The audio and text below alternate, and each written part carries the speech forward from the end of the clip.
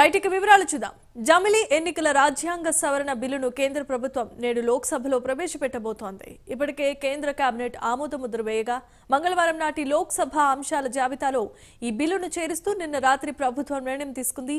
ఒకే దేశం ఒకే ఎన్నిక పేరుతో తీసుకురానున్న 129వ రాజ్యాంగ సవరణ బిల్లును కేంద్ర న్యాయశాఖ మంత్రి అర్జున్ రామ్ మేఘ్వాల్ సభలో ప్రవేశపెడతారు. అనంతరం సంయుక్త పార్లమెంటరీ స్థాయి సంఘానికి సిఫార్సు చేయాల్సిందిగా స్పీకర్కు ఆయన విజ్ఞప్తి చేయనున్నారు.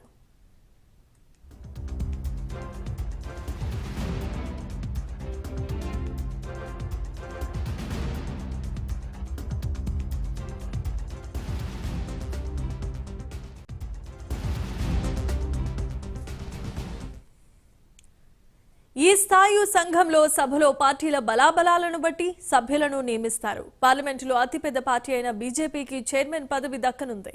మంగళవారమే సభ్యుల నియామకాన్ని స్పీకర్ చేపడతారు. ఒకవేళ పార్టీల పేర్లను సూచించకపోతే సంఘంలో సభ్యత్వాన్ని కోల్పోతారు. సంఘం పదవి కాలాన్ని తొలుత 90 రోజులుగా నిర్ణయిస్తారు. ఆ తర్వాత దాన్ని పొడిగించే అవకాశం ఉంది.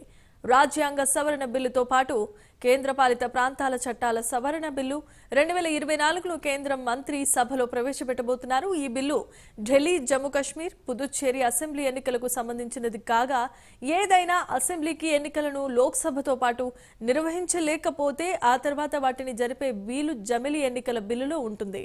ఈ మేరకు పార్లమెంటు సమావేశాలకు తప్పనిసరిగా హాజరు కావాలని లోక్సభలో తమ ఎంపీలందరికీ బీజేపీ విప్ జారీ చేసింది.